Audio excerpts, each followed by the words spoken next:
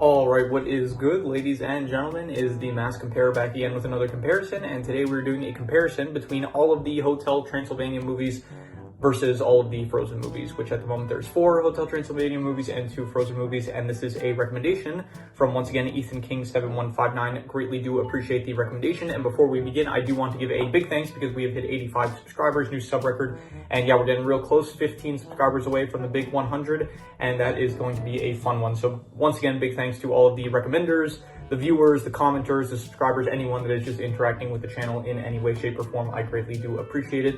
And yeah, let us just begin, starting off with the protagonist. So in Frozen, the protagonist, I would probably say it's Anna. You could make the argument that maybe it's Elsa, but I'm going to say it's pretty much Anna is the protagonist. And in Hotel Transylvania, the protagonist is Dracula. And I would say probably I'm going to say that I thought that Dracula was a more interesting protagonist. I would say just he's more entertaining, I think, and he actually feels kind of like more so the protagonist, whereas Anna feels like she kind of shares the role with like Elsa maybe a bit, and like she kind of gets, it feels like she's not, the story isn't about her specifically, it's like all the characters kind of feel like they have a good amount of shared screen time, where it feels like Drax, like especially in the first film, Dracula, and even in the second film to an extent, Dracula specifically feels like the lead character, whereas Anna feels less so in that role, I would say. So I'm going to give it to Hotel Transylvania because just overall, I think Anna's a great protagonist, but I think that overall just Dracula is much more entertaining and memorable, I would say. In terms of the Deuteragonist, I think, let's see here, Frozen, the Deuteragonist, you'd probably make the argument that it is Elsa. You could also probably say Kristoff if you want. Maybe some people are saying Olaf or something like that, but yeah, I'm going to say Elsa is the Deuteragonist, and in Hotel Transylvania, I would probably say Mavis. I think Mavis seems, definitely in the first film, I would say that. You could also say Johnny, but after the first film, like Johnny, the second film, he's not as prominent. The third film, he's definitely not as prominent as he was in the previous films. And in the fourth film, you could make the argument that he's the Deuteragonist. But overall, throughout the course of the franchise, I think probably Mavis seems like the best candidate to be the Deuteragonist. And I'm going to give the point to Frozen. I think that Elsa is a better protagonist than Mavis. Once again, I still like Mavis. She is good, but Elsa just has a lot more screen time throughout the actual course of the Frozen franchise compared to Mavis, who in the second film, she kind of like is doing she's on her own side plot with Johnny and not really the main focus of the story. And in the third film, she's like she's barely in it with Johnny. Like not barely, but she definitely has a lot less screen time than she did in the first film, where the first film she actually does feel like even in the first film, like she doesn't really feel like the Deuteragonist, I would say. She more so feels like it feels like Johnny is, I guess, the Deuteragonist, but over the course of the franchise, it's still, I feel like Mavis is the Deuteragonist. So I think Elsa is just consistently more feels like the Deuteragonist, I would say, and I do like the character of Elsa. She's got a lot of good moments compared to Mavis, where Mavis never has like her own Let It Go sequence or something like that. So yeah, I'm gonna give the point to Frozen. In terms of the antagonist, I don't think either film really has like the best antagonist. I guess Frozen has Hans, which was, it was pretty good, I would say, and in the second film, there was, let's see here, the antagonist, I guess, was like Elsa and Anna's dead grandpa, that he started the war between the Northaldrins and the Arendelle Ians, I guess. So yeah, and in Hotel Transylvania, the first film, there's not really a antagonist. The antagonist, I guess, would just be like the opposing force would be the prejudice that monsters have towards humans, and I guess also somewhat vice versa, except like by the end of the film, it's like kind of Dracula realizes like times have changed for the better, and so like humans are not as prejudiced against monsters anymore. And the second film, the opposing forces, I guess, well, I mean, there actually is a villain. The villain would be Bella, which was, it was Vlad's henchman, yeah, that guy. And in the third film, it would be Van Helsing, Van Halen, I don't remember. I think one of those is the name of a guitarist, but I think it's Van Helsing, I'm pretty sure. So yeah. And in the fourth film, the opposing force, again, there's not I mean, you could say that Johnny becomes the antagonist like temporarily, but the main opposing force is just like Dracula's sudden disdain for Johnny out of nowhere. So yeah, honestly, neither one really has like the best antagonist, I would say. I think out of all of them, I think probably, I did like Van Helsing. I think he was probably my favorite out of like all the villains that I just listed kind of. But I think that probably Hans works the best as an antagonist, of like he's a twist villain and stuff, and I think it just feels the best in the context of the story, where Van Helsing, it's like he's an antagonist, yeah, and he's like entertaining and stuff, but it feels like just doesn't feel that central to the actual plot. I mean the whole thing of the third film was that the monsters went on a cruise, but the cruise was like secretly set up in order for Van Helsing and Erica to be able to capture the monsters and stuff and like destroy Dracula and all that. So yeah, honestly, neither film has great protagonists, or, I mean, the opposing force of like the first few Hotel, like the first Hotel Transylvania movie, the opposing force was pretty good of like the prejudice that Dracula has against Johnny because he's human and stuff. So, I think overall I'm gonna probably just give it to Hotel Transylvania just because the opposing force of the first film, along with like Van Helsing in the third film, are pretty good, I would say, and I think that they're overall better than I guess just Hans's one role in the first film, I would say. So, yeah, in terms of the side cast, which one is the better side cast? So in Frozen, you have Kristoff, you have Olaf. If I'm being honest, that's like mostly it. I think that like for the first film, at the very least, it's those two, and then Sven Oken in the one scene that he's in, and besides that, yeah, really nothing. Just some soldiers here and there. In terms of in the second film, there's I guess like a few additions, like the people that were stuck in the Enchanted Forest, and in Hotel Transylvania, you have the cast of like you have Wayne, Frank, Murray, I'm pretty sure his name was. It's been a while since I watched the franchise, but Griffin. So which one was? I think that the monsters from Hotel Transylvania, they're probably more entertaining, but I do like the role that Kristoff and Olaf serve in the Frozen movies. So I'm going to give a point to both. I will be generous. I'll give a point to both, I'll say. So yeah. Next up is the settings. Which one had the better settings? So Hotel Transylvania, most of the film does take place in Hotel Transylvania. If not there, then on a cruise ship, or actually in the fourth film, they do go traveling a bit in South America. And in Frozen, there is the very beautiful, the snow areas and Arendelle, I would say, which setting, and in the Enchanted Forest also. So I think probably I like Frozen settings more. It just looks much more nicer with the snow in the first film. The Enchanted Forest, it's a downgrade, but it still looks pretty good, I would say. And Hotel Transylvania, the best setting it had. Like I did like the cruise ship a lot. That was a cool setting.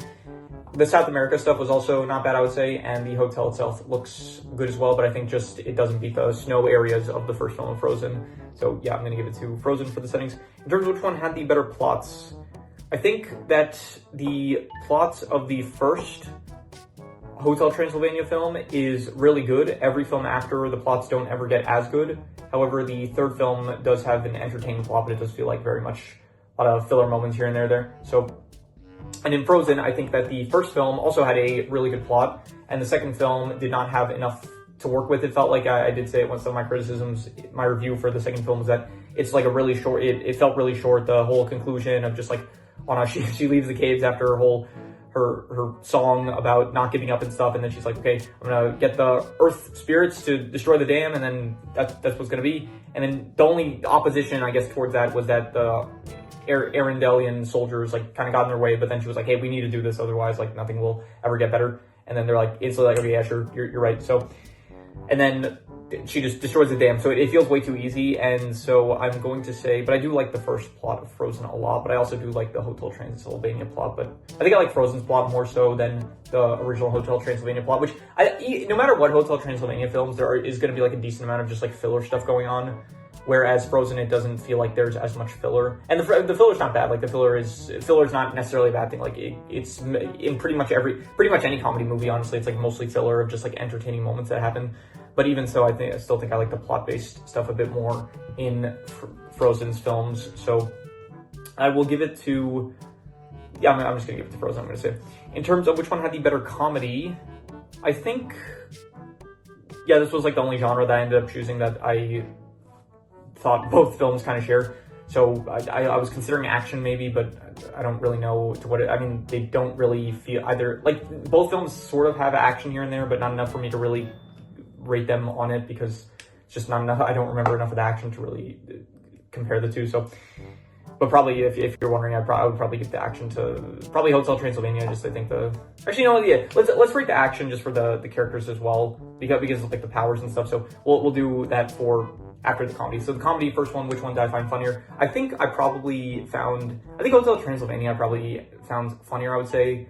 In Frozen, there are some comedic moments, but nothing like really, not a lot of like good planned jokes, I would say, that Hotel Transylvania has, so I'm going to give it to Hotel Transylvania. In terms of which one had the better action, okay, so I'm not going to necessarily rate it on the action, but I will rate it on like the powers and stuff of the characters, kind of. And, okay, Frozen does have actually some good action sequence, mainly the one of just like the Arendellian soldiers, or just the soldiers from other kingdoms, them going to capture Elsa. I thought that was actually a good scene with the ice golem that ends up fighting the soldiers and stuff, and Elsa using her powers, and so that was like a pretty good tense moment. And just anytime Elsa is using her powers in general, like in the context of combat or otherwise, it is pretty cool. In Hotel Transylvania, you do have Dracula. He's got his time stop, which is very, very cool. But honestly, it kind of feels like Hotel Transylvania. Like here, the second film, I think, has like, no, the second film I was going to say has no action. It does have the final sequence where they fight all of the creatures that Bella is. I forgot what creatures they are. Gargoyles, maybe. So there's that at the end. But it is, I kind of liked Frozen's action a bit more, I would say. The first film didn't even have action. The first film didn't really have action. The third film had not really too much, because the final sequence, I mean, there's like the scene of Dracula and Erica where they're like going through the booby trap area to get the thing that the music sheet in order to awaken the Kraken. So, and in the fourth film, there was like, I think they fought Johnny, and I don't remember too much of the fight, so it's not that memorable, I guess. So I'm going to give the action to, I think, Frozen, honestly. Just I think Dracula's powers are cooler, the time stop, but I think that they utilized like the small moments that they had in Frozen. I think that the action was just cooler and more tense, I would say there. In terms of the cultural impact, 100% Frozen. Like Frozen, worldwide phenomenon when it came out, and even the second film, I'd argue, was pretty big deal when it got announced and that they were making it. So Hotel Transylvania, it's definitely a popular film, like no doubt, but it never reached the same cultural relevance that I feel like Frozen had at the time. Like 2013 or 2014, around the whatever year Frozen came out, like that was probably one of the biggest like cultural movie for even for Disney, like Disney in general. Like Disney, when they release like a big film, like it's usually talked about by a lot of people, but this was like this was something else, I would say. So in terms of which one had the better clothing, I'm going to give it to probably Frozen. Yeah, Frozen, I do like the outfits and stuff. I like the Nordic kind of theme to it all, whether it's like the dresses and the dresses of Anna and Elsa, or if it's like Kristoff with his kind of snow gear or whatever, or, you know, even like the Hans with his kind of like formal wear, or the other soldiers with their stuff going on. I think that it was, or the Northaldrins in the second movie, I think that overall it is better clothing compared to Hotel Transylvania, where pretty much, like Dracula's got his fit, which is pretty good, but besides Dracula, I would say that everyone else just is wearing regular clothing, so Dracula's the only one that's rocking the drip, I would say. So I'm going to say that Frozen has the better clothing. In terms of which one has the better equipment, neither film really has equipment, to be honest. I think that, yeah, I can't really think of much, like there I don't know, pickaxes, crossbows here and there that some soldiers use in Frozen. In Hotel Transylvania, there is pretty much nothing that comes to mind, so I guess both lose by default, so I'll just give a point to both in that case. In terms of the actors/voice actors, I think that, okay, Frozen does have the benefit where it has a lot of musical sequences in it that does help to show off the voice actors' vocal performance ranges. And I would probably, yeah, just for that, I'm going to give Frozen. Hotel Transylvania, the voice actors all do a good job and stuff. I just think that the voice performances in Frozen I gravitate to more, I would say, in both the first and second movie. In terms of which one had the better soundtrack, okay, so I'm gonna give this to Frozen, but I do want to make it clear that it's very close, just because of the fact, like, Frozen has an entire first and second, like the second movie doesn't have as much of a consistently good soundtrack, but like the entire franchise as a whole has like a lot of great music. However, Hotel Transylvania doesn't really have music at all throughout pretty much any of the movies, to be honest. I don't think the second movie had music. The third one had at the end, which of the whole Kraken sequence, which, I mean, I didn't care. It was fine. Like, I like the actual music that Van Helsing was playing, not the other, like, Don't Worry, Be Happy songs that Johnny played on his DJ set. And the fourth film, if there was music, that I completely don't remember it. In the first film, though, at the end, the Zing song, I thought it excellent, amazing, and so that's the reason why it's a bit difficult, but I am going to ultimately still just give it to Frozen, just because it has consistently good music throughout all of the franchise, whereas just Hotel Transylvania in the first film, it's got like a really good song at the end, but that's it. So in terms of which one had the better visuals, I'm going to give it to Frozen. It just looks very, again, the snow areas, even the autumn areas in the second film, it just looks really nice. The art style as well, I like more so than Hotel Transylvania's. Where Hotel Transylvania's, it works. It looks a lot more like goofier though. And I think normally I do gravitate towards like the more cartoony art styles, but I do think that the realistic kind of, not realistic, I would say, but Disney, maybe I just like their art styles a bit better than Sony has like very different art styles throughout other films. Disney, it's like usually you can like, this looks like Moana, which kind of looks like Tangled, so it's like all the Disney films kind of look the same, to be honest. And yeah, I think I overall liked the art style and the visuals of like Elsa using her snow powers or any of the spirits that were in the second film. I think it all looks very nice. Whereas Hotel Transylvania, it had good visuals, but Drac using his powers and stuff, and the Kraken, that whole sequence, and it's got good visuals, but I still like the Frozen visuals better, I would say. Which one had the better title? Hotel Transylvania or Frozen? I think Frozen, it works well. It's like pretty short and simple, but Hotel Transylvania, it does sound pretty, like it sounds like a very good name, I would say, and it is pretty iconic. Both are iconic, I would say, at this point. So Hotel Transylvania is like hotel. It's probably a reference to something, honestly. I know that there's a movie I never saw called like Hotel Rwanda. There's probably maybe a hotel in Pennsylvania, and so I'm not sure. I think just Frozen, just because it's a bit more simple, I would say. I think it just sounds better. Like, the simple titles do work well. I think I said something in the past about like short titles of like maybe something along the lines of like, if it's short, it's either going to be like really good or really bad. Like, it's got to be a good word. I think that's probably what I said. Like, if it's a short title, it's got to be like a cool word or something like that. So I think that the title Frozen, it's simple, it's effective, and yeah.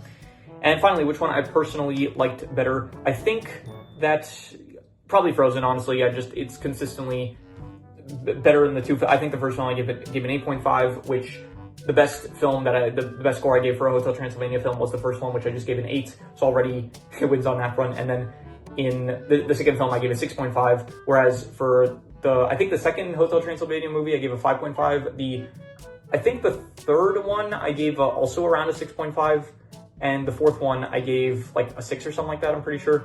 So I think that I think overall Frozen has the better average compared to Hotel Transylvania. And so, yeah, I'm going to say that Frozen, I just ultimately enjoyed the franchise better than Hotel Transylvania.